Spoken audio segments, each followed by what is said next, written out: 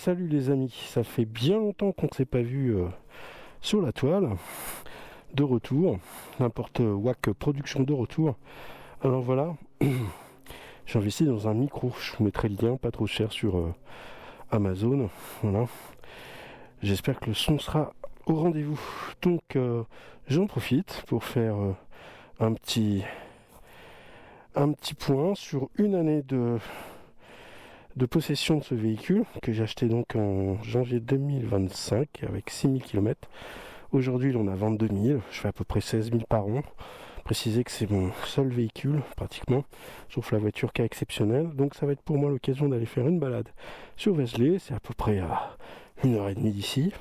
Et puis en cours de chemin, on va s'arrêter puis on va faire un petit point sur cette machine qui, sans divulgacher la suite,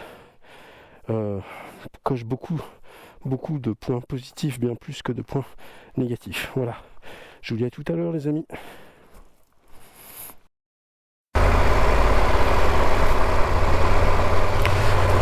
Ouais, rebonjour les amis. Voilà, on a fait le plein.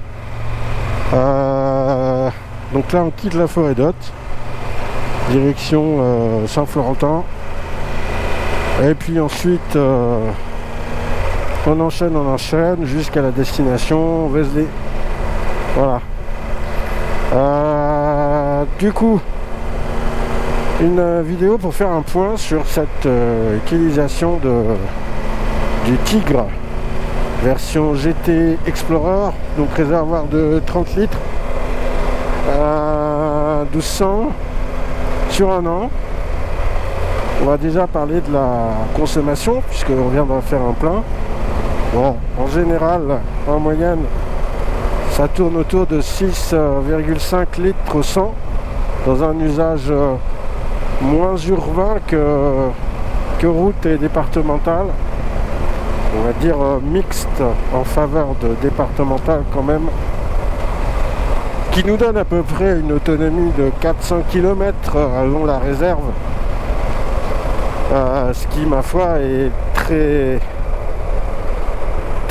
flatteur, sachant que cette moto, c'est une moto que j'utilise au quotidien.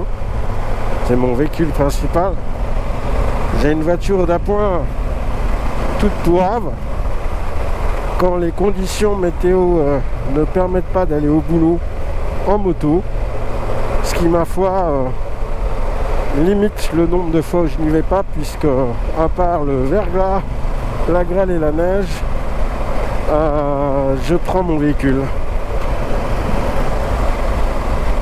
Que dire d'autre dans un premier temps? J'ai donc, comme je l'ai dit là en tout début de vidéo, je l'ai eu en janvier 2025. Elle avait 6000 km. Et donc là j'arrive bientôt le début mars, la révision, 16 000 km plus loin, donc je tourne à peu près à 16 000 km par an. Mon usage donc est un usage quotidien, j'ai un trajet de 40 km aller-retour sur mon lieu de travail, je m'y rends 4 à 5 fois dans la semaine, plus des balades le week-end, en solo, en duo. Alors des balades dans le coin, on a de la chance d'avoir vraiment une belle géographie qui incite aux balades en forêt d'Hôte, dans l'Yonne, autour de Sens, d'Auxerre, le Tonnerrois, et comme je le fais actuellement en direction du Morvan. Voilà. Et évidemment sans oublier les lacs. Voilà, je laisse le GPS prendre la main. Évidemment, sans oublier les lacs de la forêt d'Orient, qui sont une belle destination également. Évidemment aussi, je ne roule pas que pour aller au travail, et en week-end duo ou solo. J'ai fait quelques road trips, un gros road trip avec mon épouse chère et tendre, clin d'œil à Béa, sur Marseille l'année dernière en avril 2025. Donc 3 Marseille quand même, en 2 étapes, Arrêt-Valence, un camp de base non loin de Marseille, et puis après moult balades sur 4-5 jours, sur Cassis, sur le Castellet, sur Toulon, sur différents coins plutôt sympas, et retour Casa. Et un deuxième voyage, alors moins kilométrique, mais quand même, direction l'Île-Dieu, chez mes parents.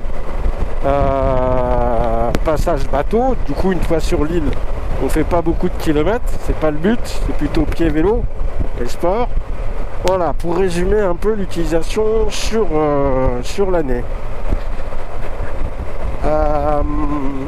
Donc forcément, je sollicite beaucoup le véhicule, donc j'ai un retour.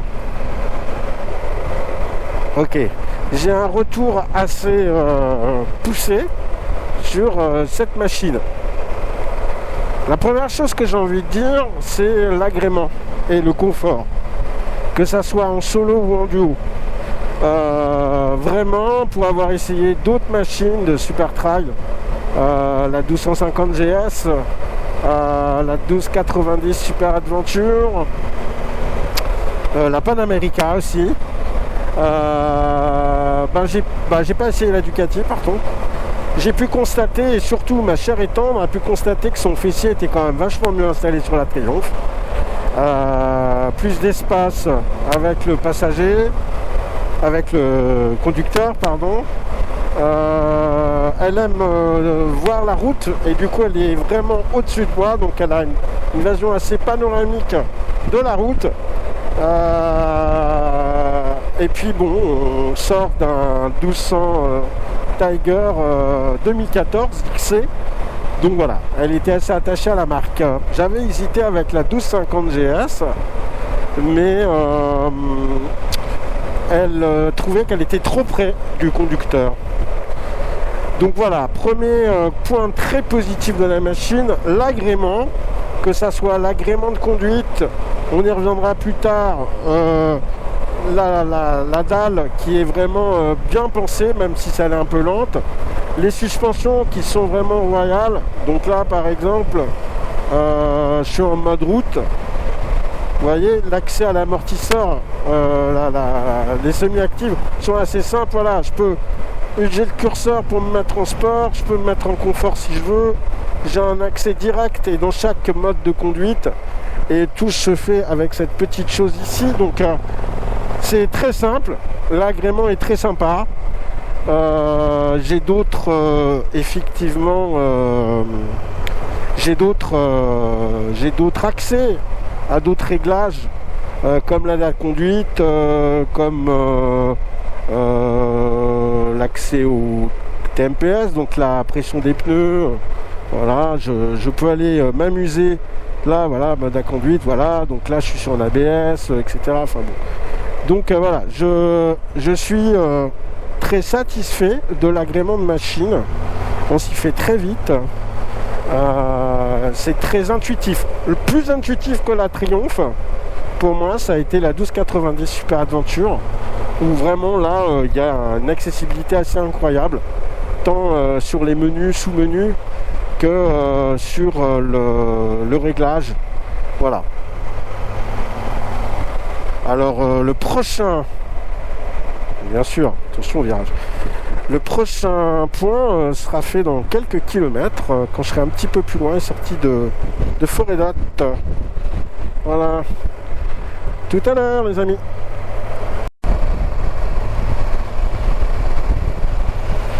Voilà, les amis. De retour avec vous, maintenant que nous arrivons avec le Tigre sur la superbe et réputée région de Ligny-le-Châtel, à savoir bientôt Chablis à l'horizon. Et en plus de ça, j'ai envie de te dire que arrivé en Bourgogne, sortie de Champagne, eh bien il y a du soleil. Magnifique. Ça fait du bien. Alors, de retour sur le bilan de cette 1200 GT Explorer modèle 2023 en bleu lucerne, acheté en janvier 2025 avec 6000 km et aujourd'hui fin février 16 000 de plus. La révision arrive, petite révision. Un peu plus tard on fera un bilan sur le coût d'entretien. C'est bien beau d'acheter une machine, mais encore faut-il savoir combien ça va nous coûter de la garder en bon état. Donc du coup, au niveau du moteur maintenant, parlons un petit peu de ce moteur. Donc là je me suis mis en mode sport. Alors il n'y a pas la captation du moteur, je vais essayer de vous faire un retour, une captation du moteur avec le micro lavalière placé derrière moi. Mais ce moteur là, c'est un donc 3 cylindres, forcément, avec un calage T-Plane. Alors un calage T-Plane, vous avez sûrement déjà vu maintes et maintes fois sur les vidéos de youtubeurs confrères l'explication du T-Plane. Je ne suis pas un grand spécialiste, mais en tout cas voilà, c'est un 3 cylindres qui est calé à l'allumage de façon à enchaîner le premier cylindre, le troisième et le deuxième, et non pas 1, 2, 3. Donc c'est 1, 3, 2, 1, 3, 2, 1, 3, 2, ce qui fait un papa, ce qui va s'approcher à bas régime, on va dire en dessous de 6000 tours. Ça ressemble un peu à un bicylindre. Alors moi, venant du bicylindre ancien gusiste, avec un 1200 sport, au demeurant excellente machine, c'est vrai que ça ressemble un peu, mais ça a la couleur sans la couleur, et surtout on peut dire, et certains anciens possesseurs dont moi, de la Tiger, on peut regretter le caractère typique du 3 cylindres, ce feulement aussi assez incroyable.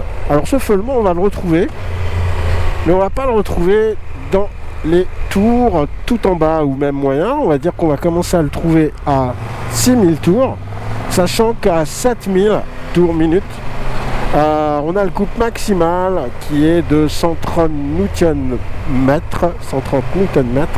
à 7000 tours. Donc du coup il y en a, mais il faut aller le chercher haut. Le Tigre est présent, il est bien présent, mais il est tapis haut dans les tours. Donc il va falloir aller le chercher. Ce qui m'amène toujours sur l'agrément du coup. L'agrément au quotidien.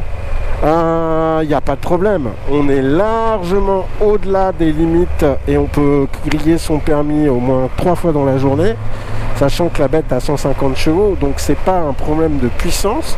Mais par rapport au couple, moi qui aimais bien enrouler et qui aime toujours enrouler, des fois j'ai une sensation de grosse linéarité sur ce moteur, ce qu'on ne retrouve absolument pas sur un 1250 GS et encore moins sur un 1300 pour l'avoir essayé, ce qu'on ne retrouvera pas non plus sur un 1290. Donc du coup il y en a, mais c'est pas non plus du gros gras pour ceux qui l'aiment, dont j'en fais partie. Alors voilà, cela dit, il y a de quoi faire largement en solo, chargé ou en duo, il n'y a pas de problème en dépassement. Alors on va essayer de faire un petit dépassement là, mode sport. Alors voilà, allez hop, j'ouvre.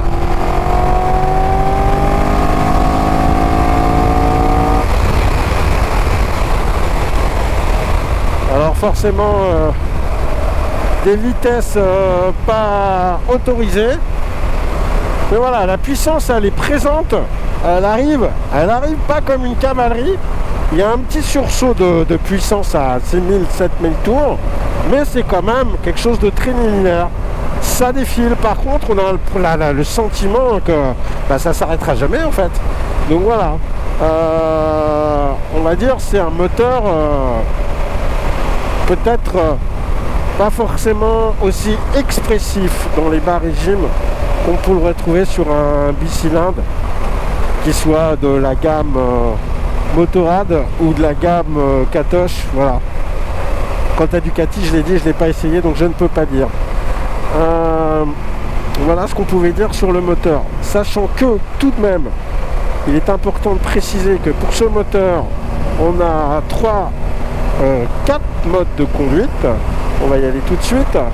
Alors mode de conduite, voilà, on a le mode sport, le mode road, le mode pluie, et on a également un mode pilote configurable et un mode off-road. Voilà. Bon. Encore une fois, je suis pas un adepte des réglages à plus finir. Moi, ce que j'aime, c'est avoir le contact et enquiller les kilomètres, me faire plaisir. Alors, j'utilise le réglage de suspension, j'utilise les modes de conduite, mais je ne vais pas aller dans les sous-menus à trifouiller. La preuve, j'ai pas forcément un mode user. Il peut tout simplement mettre en mode sport, et puis voilà, je vais garder la config du traction control, de la reprise de gaz et compagnie propre au mode sport. Par contre, la route elle est pas terrible, elle est un peu accidentée. Je vais là dans le mandat de amortisseur, voilà, je me mets en normal, voire même en confort, et puis moi ça me suffit largement.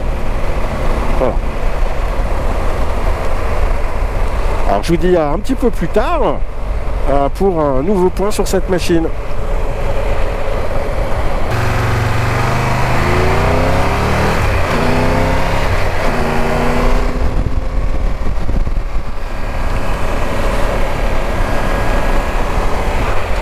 Admirez ces beaux coteaux là de Chaluzien là. C'est vraiment magnifique. Cette première couleur et cette première lumière qui invite un petit peu au printemps. Alors avec un mois d'avance quand même le dire. Donc voilà, on va passer à Chablis. Donc de retour. Voilà. Ouais, ça a bien monté, hein, comme vous pouvez voir là. Ouais. Ça a bien monté quand même. Hein. Ah ouais, là, le parc est inondé. Ouais. Marché bourguignon chaque dimanche matin. On peut dire qu'en Bourgogne on est plutôt bien lotis.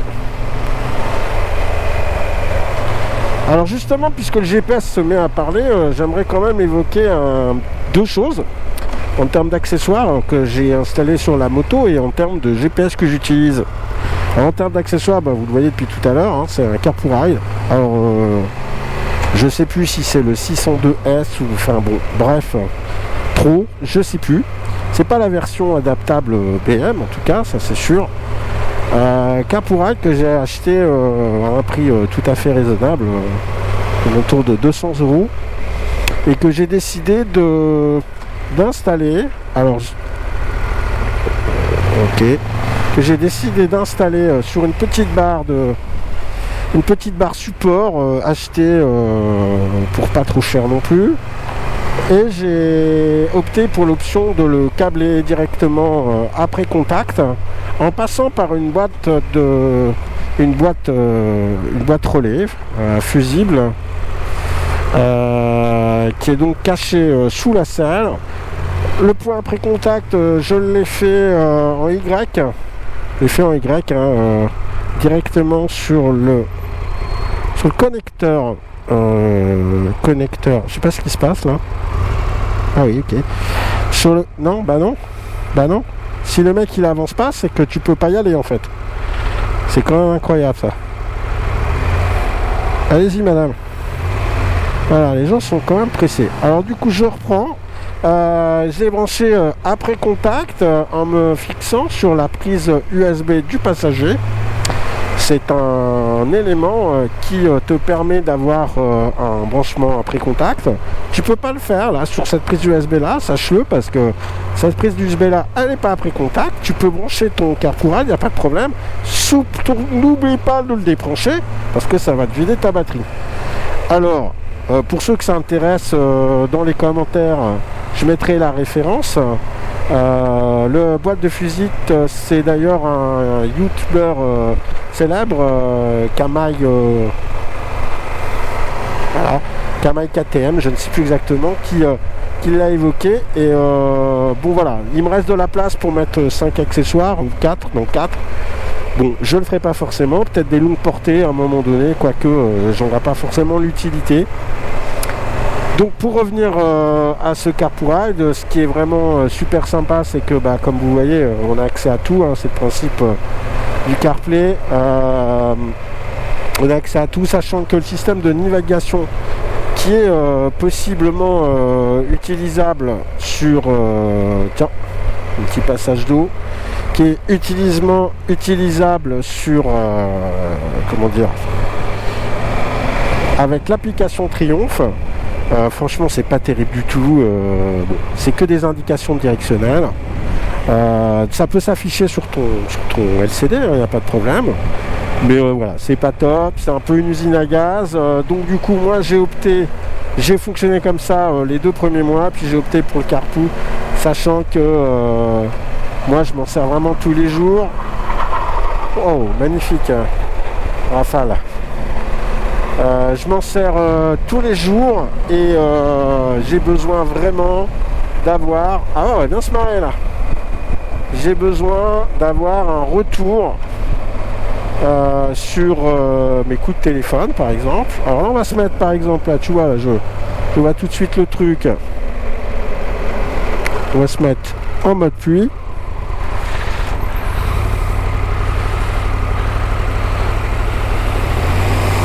Voilà. Et puis ça va être un peu l'aventure. Alors, on y va. Et ben voilà, superbe.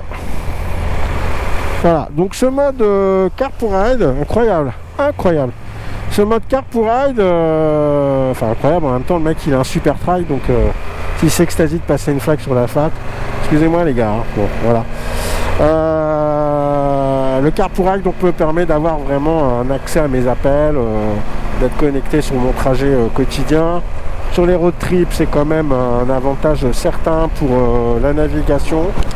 Bref, donc je suis extrêmement satisfait de cet achat et satisfait de la façon dont il fonctionne sur la bécane. Je vous montrais tout à l'heure l'écran d'accueil là que j'ai fait avec un petit coup d'IA là, avec un beau tigre qui s'allume là, c'est plutôt sympa. Et donc on va maintenant évoquer 68 degrés, l'espèce de GPS que j'utilise en road trip, autrement j'utilise Waze. C'est vraiment une belle appli, simple d'utilisation, où on peut avoir des roadbooks disponibles alentour, on peut créer le sien. Alors il me semble que pour l'instant c'est en version gratos. Il me semble que là sur PC ça va devenir une version payante. On va le doubler lui, tranquillou. Voilà. Hop. Donc voilà, 2 éléments plutôt sympathiques qui se rajoutent à la machine. Allez, je vous dis à tout à l'heure. Salut les amis.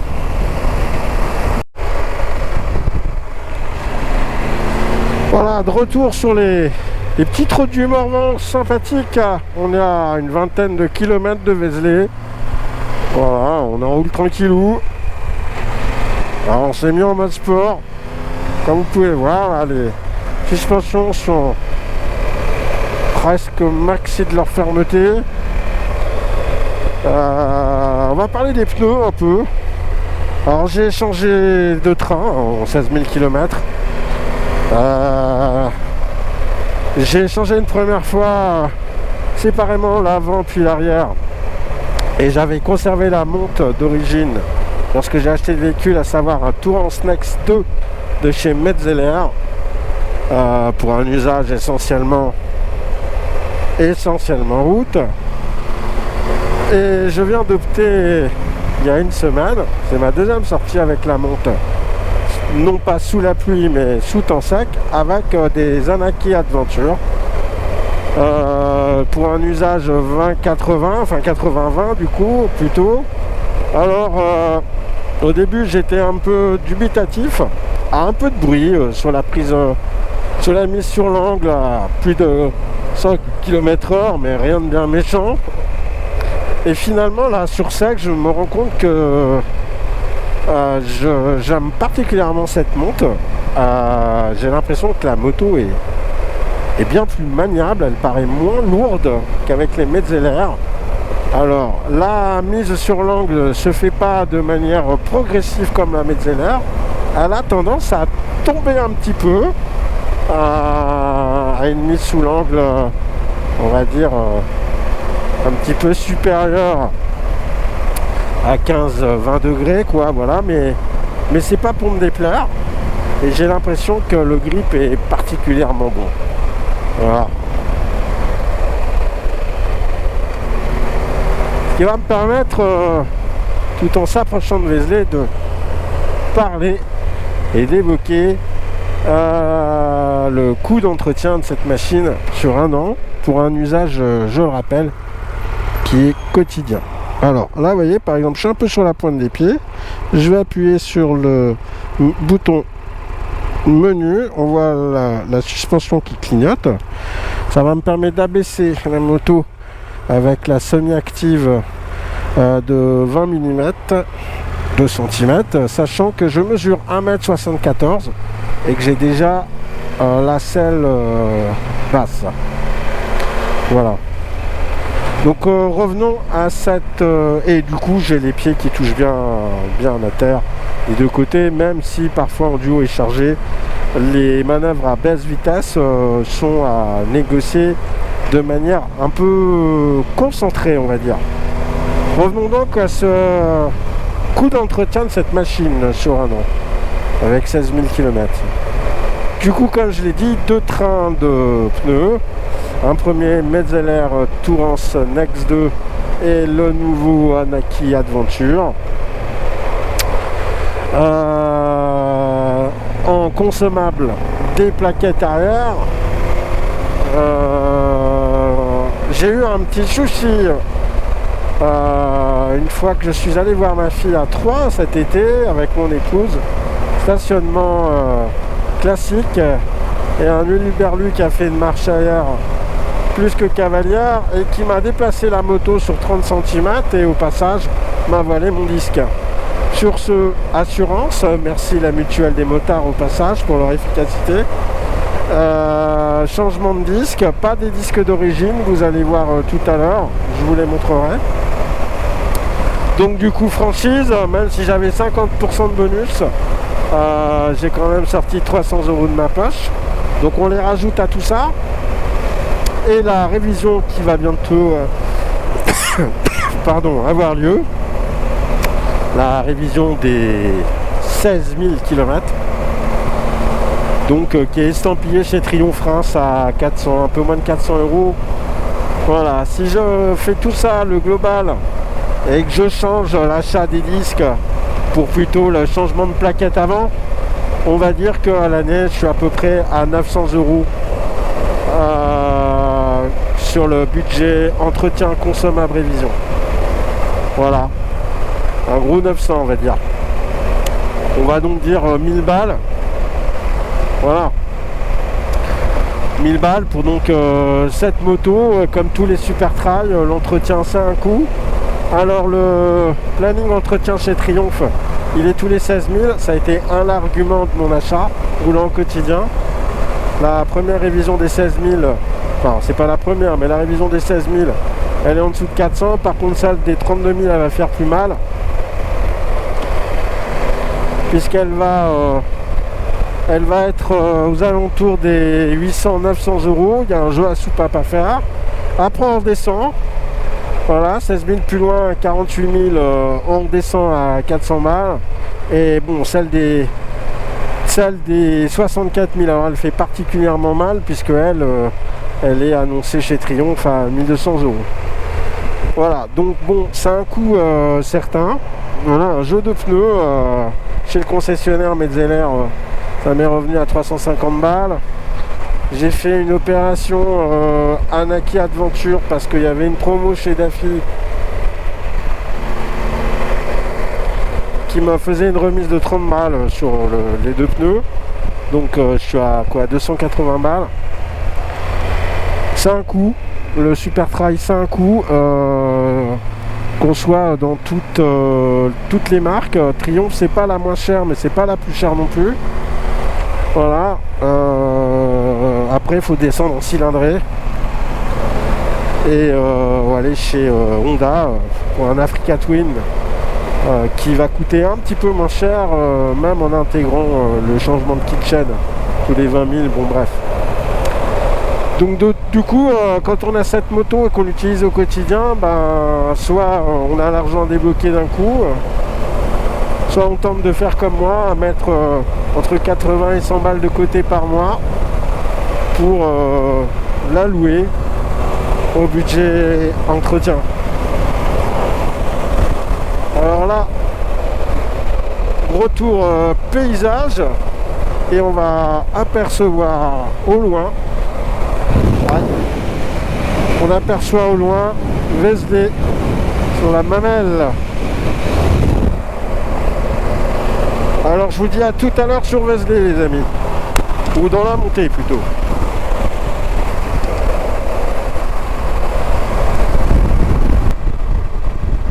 Ouais, voilà. Alors de retour, on est presque arrivé dans la fameuse côte de Vézelay. La lumière est splendide.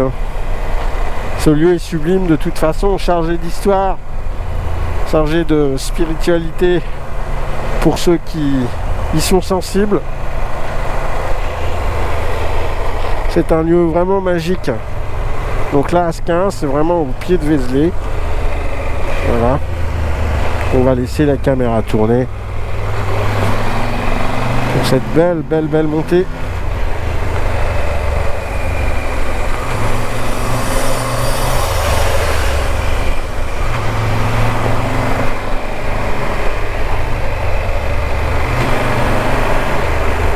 Voilà. Voilà le cours d'eau là. Donc ça va être le. Je sais plus si c'est le cousin, je pense. Je crois. À la cure, je sais pas, à vérifier. Voilà, on met un peu de gaz.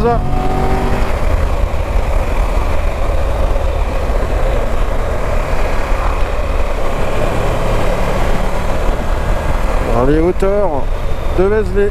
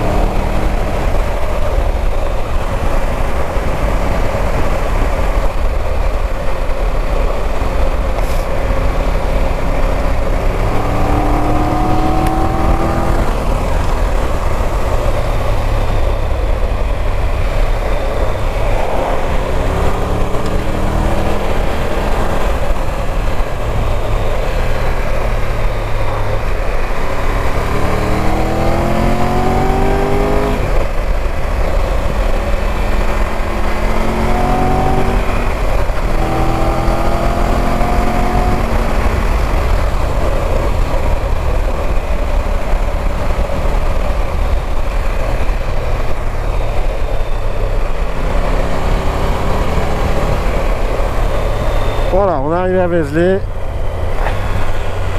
Alors, je pense qu'il y a un peu de monde. On est en période de vacances. Donc là, voilà, on va arriver. On va se poser quelque part. On va essayer de se mettre au soleil. Trouver un petit coin par là.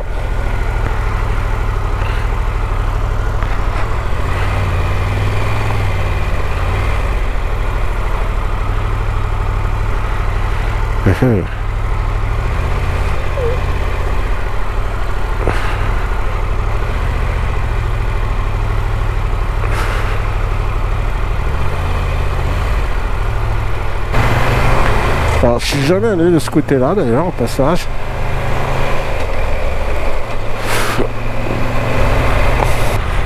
On va faire demi-tour là-bas.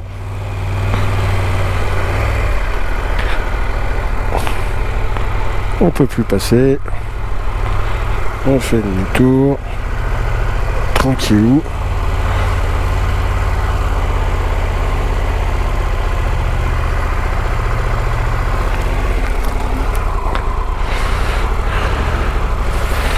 sans se gaufrer. Oh oh. Ah oui.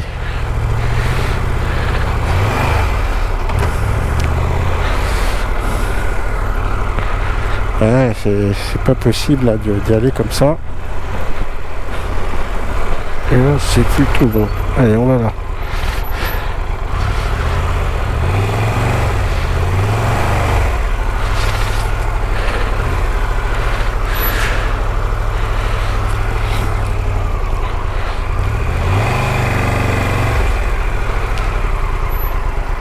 Voilà.